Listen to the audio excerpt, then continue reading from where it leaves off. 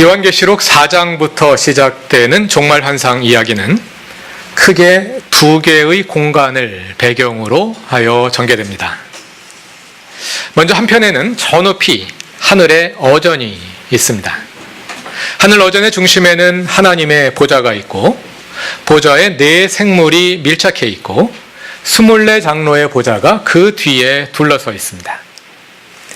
보좌에 앉아 계신 분의 오른편에는 7인으로 봉인된 두루마리가 있는데 어린 양이 나아가서 그 두루마리를 받습니다. 여기까지가 계시록 4장과 5장의 내용입니다. 계시록 6장으로 가면 하나님 어전에 계신 어린 양이 두루마리의 봉인을 하나씩 떼십니다. 그러자 봉인을 뗄 때마다 말이 한 마리씩 뛰어나옵니다. 이 말이 나타나는 공간은 하늘이 아니라 이 땅입니다. 어린 양이 하늘 어전에서 봉인을 떼실 때마다 땅 위에 말이 한 마리씩 뛰어나오는 것입니다. 이때부터 계시록의 이야기는 하늘과 땅 두 공간을 반복하여 오가며 진행됩니다. 하늘 어전에서 어린 양이 두루마리의 첫째 인을 떼시고 오라 하는 소리가 나면 저 아래 땅에서는 흰 말이 뛰어나오고 다시 둘째 인을 떼시면 저 아래 땅에서 불빛 말이 뛰어나오고 하는 식으로 말이죠. 오늘 본문인 계시록 7장을 바로 이해하기 위해서도 이러한 공간 구조를 잘 인지할 필요가 있습니다. 잠시 후에 더 말씀드리도록 하겠습니다. 지난 두 주일에는 두루마리의 6인을 떼시는 이야기가 담겨있는 계시록 6장을 함께 읽었습니다. 6장은 종말 심판이 아니라 종말 심판 직전에 있는 성도들의 현실, 곧 요한과 소아시아 7교회의 현실을 보여줍니다. 계시록 6장에서 어린 양이 6개의 봉인을 떼었습니다. 그중 6째 인을 뗀 후에 6장 마지막 절인 17절에서 하나님의 진노, 곧 종말 심판의 날이 왔다는 선언이 나옵니다. 이제 남아있는 7째 인을 떼고 나면 심판이 시작될 것입니다. 이제 시작될 심판은 물론 땅에 거하는 자들, 곧 파라오의 질서에 속한 자들을 향한 것입니다. 그렇다면 그 심판이 진행되는 동안 하나님의 자녀들은, 성도들은 어떻게 될까요? 계시록 7장은 그 질문에 대한 답입니다. 계시록 7장에는 그 유명한 14만 4천이 등장합니다. 7째 인을 떼고 심판이 시작되기 전에 하나님께서 구원받을 사람 14만 4천 명의 이마에 인을 찍어 보호하시는데요. 여러분이 잘 아시는 것처럼 이 14만 4천이라는 숫자가 많은 이단 종파들에 의해 오용되어 왔습니다. 최근에는 신천지가 자기들이 14만 4천이라고 주장하지요. 그런데 신천지 교인 수가 많이 늘어서 지금은 20만에 이르른다고 합니다. 그래서 요즘은 그 중에서 14만 4천을 다시 가려내는 작업을 하고 있다 합니다. 계시록 7장에 나오는 14만 4천이라는 숫자는 문자적으로 이해하면 안 됩니다. 4절부터 8절까지의 내용을 문자적으로 이해하면 14만 4천은 이스라엘 각 지파에서 12,000명씩 12지파를 더한 숫자입니다. 대부분의 계시록 해석자들은 이 이스라엘 12지파가 그리스도인들을 비유적으로 대표한다고 이해합니다. 신약성경의 다른 곳에서도 그런 내용들을 찾아볼 수 있는데요. 우리가 이미 함께 읽었던 로마서에도 그와 비슷한 내용이 있습니다. 로마서 4장에서 바울은 누가 아브라함의 자손이냐 하는 질문에 답하는데요. 상식적으로 말하면 아브라함의 육신의 자손인 유대인들이 아브라함의 자손이며 상속자이겠지요. 그러나 바울은 믿는 사람들이 아브라함의 자손이며 상속자라고 말합니다. 그것은 하나님께서 아브라함과 이스라엘과 함께 시작하셨던 구원의 계획이 모든 민족으로 확대되었다는 이야기입니다. 아브라함은 그래서 육신의 조상이 아니라 믿음의 조상이며, 그래서 유대인들이 아니라 그리스도인들이 참 이스라엘이라는 것이죠. 비슷한 어법을 야고보서에서도 찾아볼 수 있습니다. 야고보서 1장 1절은 그리스도인들을 가리켜 세계에 흩어져 사는 12지파 이렇게 부릅니다. 요한계시록도요, 우리가 2, 3장의 일곱 메시지를 읽었습니다만 2장 9절과 3장 9절에서 어떤 유대인 집단을 가리켜 사탄의 회당이라고 부르지 않습니까? 요한은 그들이 스스로 유대인이라고 부르지만 실상은 유대인이 아니라고 말합니다. 그럼 누가 진짜 유대인이라는 걸까요? 그리스도인들이 진짜 유대인, 참 이스라엘이라는 것이죠. 이처럼 계시록 7장은 그리스도인들을 이스라엘 12지파로 비유하는 서술이기 때문에 비유로 이해해야지 문자적으로 이해하면 안 됩니다. 문자적으로 이해하면 어떻게 될까요? 그럼 유대인들만 구원을 받는다는 얘기가 되겠지요. 게다가 계시록을 더 자세히 읽어보면 모든 유대인들이 다 14만 4천에 들어가는 것도 아닙니다. 다 같이 계시록 14장 1절을 찾아봅시다.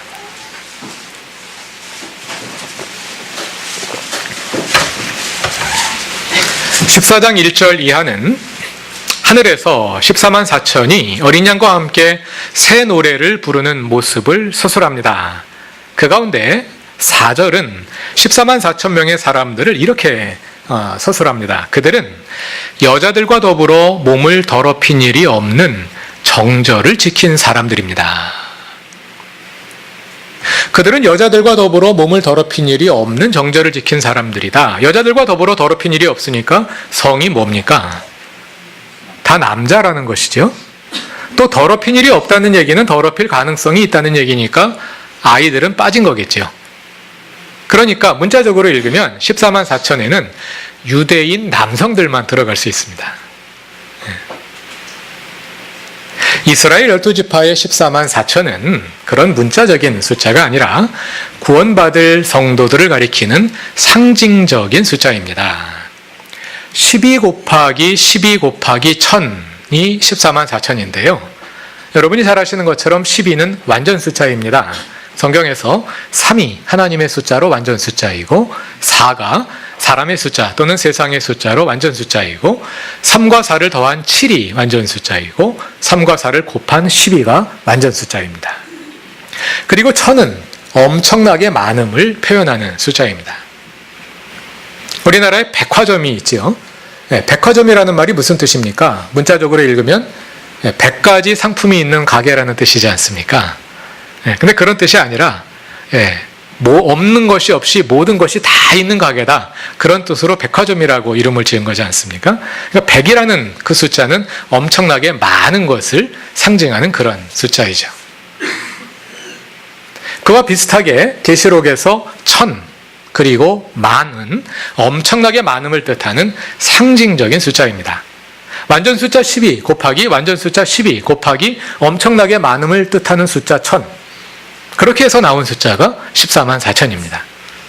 구원받을 사람들이 셀 수 없이 많다는 뜻입니다.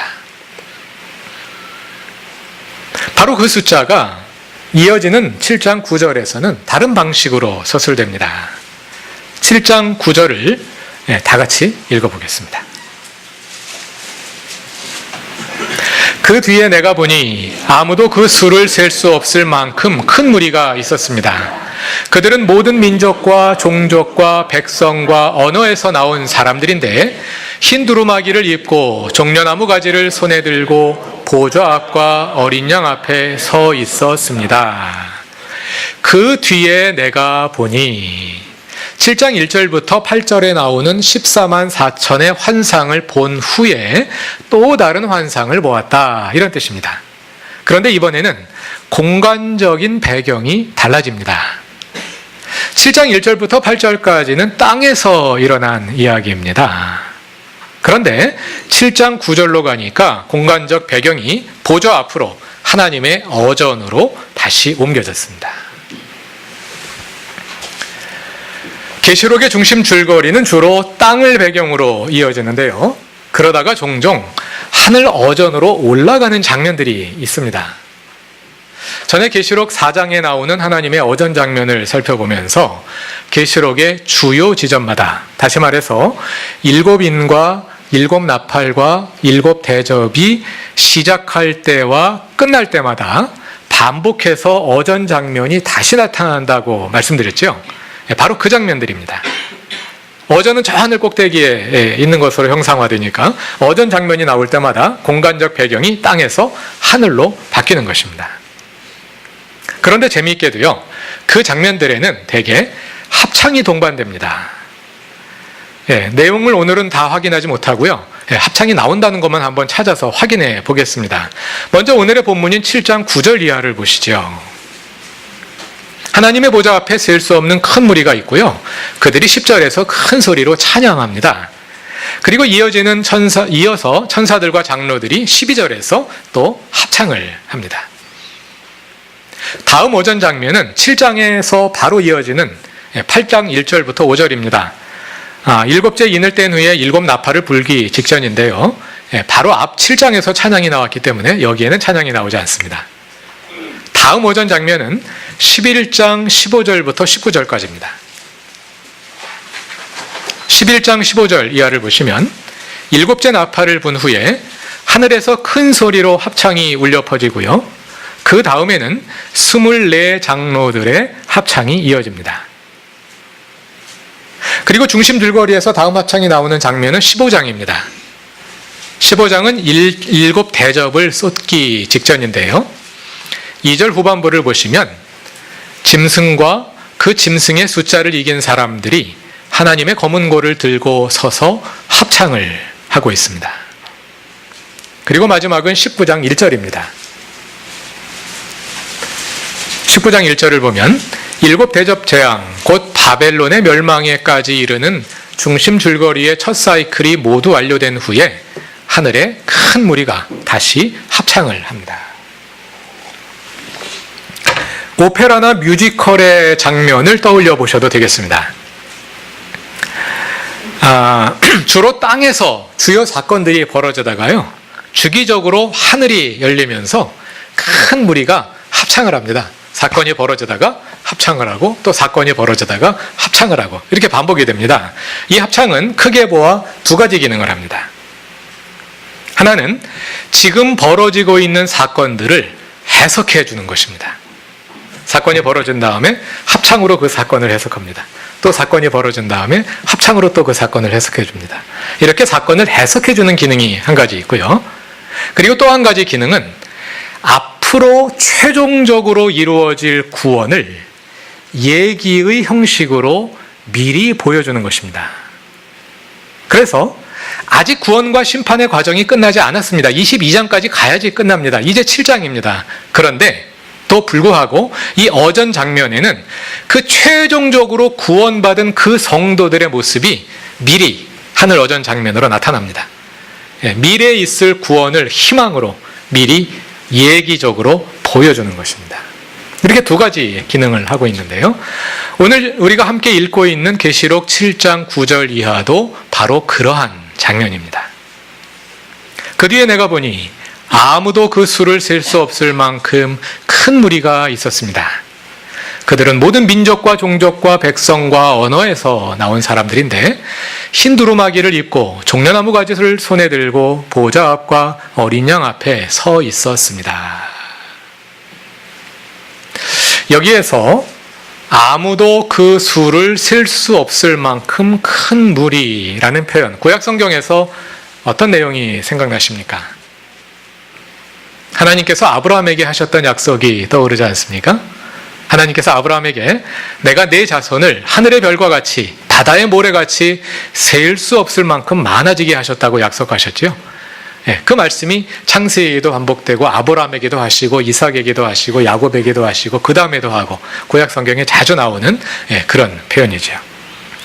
또 하나님께서는 아브라함에게 약속하시기를 내가 너를 모든 민족의 아비가 되게 하겠다, 또 이렇게 약속을 하시거든요. 그냥 이스라엘 한 민족의 아비가 아니라 모든 민족의 아비가 되겠다. 또 이렇게 약속을 하셨습니다. 하나님의 그 약속이 성취된 것입니다. 그것을 7장 1절부터 8절까지는 이스라엘 12지파 14만 4천 명으로 상징적으로 그려냈고, 또 9절에서는 모든 민족과 종족과 백성과 언어에서 나온 셀 수 없는 큰 무리로 형상화하고 있는 것입니다. 그들이 10절에서 큰 소리로 찬양합니다. 그것은 7장에서 일어난 사건을 해석해 주는 것입니다. 조금 전에 말씀드린 것처럼 각 민족과 종족과 백성과 방언에서 나온 셀 수 없이 큰 무리, 최종적으로 구원받을 성도들을 미리 예기적으로 보여주는 거예요. 합창 장면의 한 가지 기능이고요. 또 한 가지 기능은 지금 일어난 사건을 해석해 준다 그랬죠. 자, 10절을 다 같이 읽어보겠습니다. 그들은 큰 소리로 구원은 보좌에 앉아 계신 우리 하나님과 어린 양의 것입니다 하고 외쳤습니다. 계시록 7장의 주제는 구원입니다. 심판이 시작되기 전에 그의 백성들을 하나님께서 구별하여 구원하시는 것입니다. 그래서 7장 10절이 구원을 노래하는 것입니다. 계시록에서 구원과 심판은 동전의 양면입니다. 한 그룹의 사람들이 구원을 받는다는 것은 그들을 박해하던 자들이 심판을 받음을 의미하지요. 또 박해자들이 심판을 받는다는 것은 그들로 인해 고난당하던 성도들이 구원받음을 의미합니다. 계시록에서 그 두 그룹의 사람들의 대조는 누구의 인을 받느냐 또는 누구의 표를 받느냐로 대비됩니다. 계시록 7장에서 성도들은 하나님의 인을 받았습니다.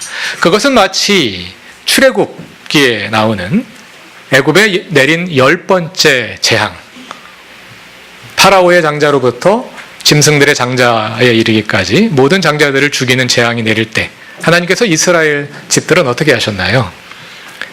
6월절 어린 양의 피를 문설주에 바르게 해서 그 피를 바른 집들은 그 천사가 건너가지 않았습니까? 그래서 6월절 넘어갔다. 6월절이라고 부르는 건데요. 6월 넘어갔다는 뜻인데요. 마찬가지로 하나님의 성도들의 이마에 인을 쳐서 보호하시는 거죠. 그럼 파라오의 질서에 속하는 자들, 땅에 거하는 사람들은 무엇을 받을까요? 다 같이 계시록 13장 16절부터 18절까지를 찾아서 읽어봅시다.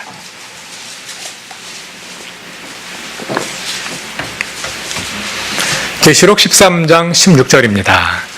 또 작은 자나 큰 자나 부자나 가난한 자나 자유인이나 종이나 할 것 없이 다 그들의 오른손이나 이마에 표를 받게 하였습니다. 누구든지 이 표를 가진 사람, 곧 그 짐승의 이름이나 그 이름을 나타내는 숫자로 표가 찍힌 사람이 아니면 아무도 팔거나 사거나 할 수 없게 하였습니다. 여기에 지혜가 필요합니다. 지각이 있는 사람은 그 짐승을 상징하는 숫자를 세어보십시오. 그 수는 어떤 사람을 가리키는데 그 수는 666입니다. 죄송합니다. 파라오의 질서에 속한 자들은 오른손이나 이마에 짐승의 표를 받습니다. 그런데 17절을 보면 그 표는 짐승의 이름이나 그 이름의 숫자입니다. 그 숫자가 666입니다. 그러니까 666은 짐승의 이름을 가리키는 숫자입니다. 이름을 숫자로 만드는 것을 게마트리아라고 하죠. 유튜브 동영상에서 설명을 드렸습니다만 헬라어와 히브리어에서는 알파벳이고 숫자의 기능을 하기 때문에 헬라어와 히브리어에는 아라비아 숫자가 없죠. 아라비아 숫자는 아라비아 숫자니까. 그래서 알파벳으로 숫자를 대용하기 때문에 그 시대 사람들은 알파벳 글자가 숫자로 굉장히 쉽게 인식이 되는 겁니다. 모든 사람의 이름에 알파벳을 더하면 각각 이름의 숫자가 나오게 됩니다. 그걸 가리켜서 게마트리아라고 하는데요. 짐승으로 지칭되는 어떤 존재가 있는데 그 사람의 이름의 게마트리아를 해보니까 666이 나오더라. 그러니까 666은 짐승의 이름입니다. 짐승의 이름을 표로 파라오의 질서에 속한 사람들의 이마에 찍는다. 이제 그런 상징적인 서술인데요. 마찬가지로 계시록 7장에서 성도들이 받은 인도 하나님의 이름입니다.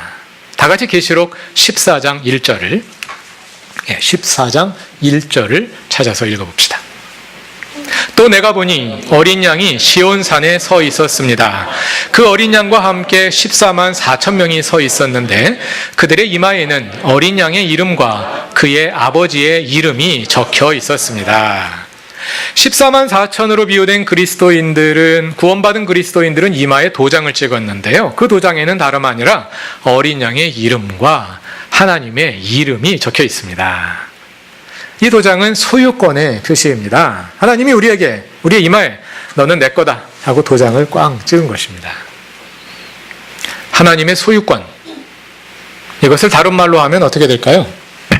하나님의 주 되심이지요. 여러분의 삶에 하나님이 주님이 되어 계십니까? 그것은 여러분이 하나님의 백성이라는 표지입니다.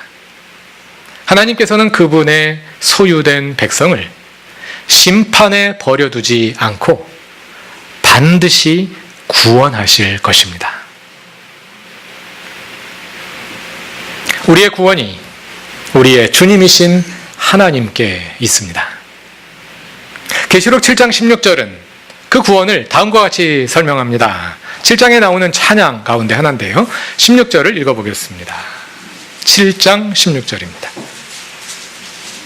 그들은 다시는 줄이지 않고 목마르지도 않고 해나 그 밖에 어떤 열도 그들 위에 괴롭게 내려지지 않을 것입니다. 저는 이 구절을 읽으면 이런 생각을 해봅니다. 우리는 우리를 구원할 방법을 너무 많이 가지고 있지는 않은가? 16절을 다시 들여다봅시다. 그들은 다시는 줄이지 않고 목마르지도 않고 해나 그 밖에 어떤 열도 그들 위에 괴롭게 내려지지 않을 것입니다. 우리는 이런 것들로부터 구원할 능력을 스스로 가지고 있지 않습니까? 우리는 이미 먹을 것과 마실 것을 충분히 가지고 있지 않습니까?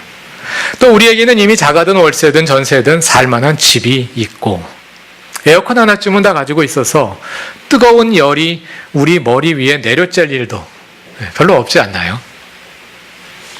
이렇게 우리는 이미 우리 스스로를 구원할 능력을 가지고 있고 그래서 하나님의 도움도 별 필요 없는 것은 아닐까요? 그렇다면 구원이 오직 하나님께 어린 양에게 있다는 말은 그저 종교적인 수사에 불과한 것은 아닐까요? 역사의 종말에 주님이 다시 오셔서 구원을 완성하실 때까지 우리는 오늘 이 땅에서 하나님의 주 되심, 곧 우리의 구원을 이루어 갑니다. 그러기 위해 우리는 우리 삶에서 하나님께서 일하실 자리를 만들어 드릴 필요가 있습니다. 하나님이 실제로 우리의 주님이 되실 수 있도록 우리 마음과 삶의 가장 중요한 자리를 주님께 내어 드리는 것입니다. 그것이 구원은 우리 하나님과 어린 양께 있다는 찬양과 고백에 어울리는 우리의 믿음의 태도이자 또 믿음의 삶이기도 할 것입니다. 사랑하는 그루터기 교회의 교우 여러분, 우리의 구원이 오직 하나님께 있습니다. 하나님께 내어 드립시다. 그래서 그분이 친히 하시게 합시다. 그분이 우리를 구원하실 것입니다. 구원이 보좌에 앉아 계신 우리 하나님과 어린 양에게 있습니다. 다 같이 기도드리겠습니다. 우리 주 하나님, 구원이 주님께 있습니다. 우리는 가진 것이 너무 많아서, 그리고 우리가 조달할 수 있는 자원들이 너무 많아서 하나님께서 우리를 구원하시도록 내어드리기보다 내 힘으로 스스로를 구원하기에 더 익숙합니다. 주 하나님, 스스로 구원하려 하는 어리석음을 벗어버리고 진정한 구원자이신 주님께 눈을 돌리게 하소서. 주님께 마음을 드리며 주님께 우리의 삶을 맡겨드릴 수 있게 하소서. 그리하여 우리 삶에 진정한 하나님의 주 되심이 이루어지게 하옵소서. 예수님의 이름으로 기도드립니다. 아멘.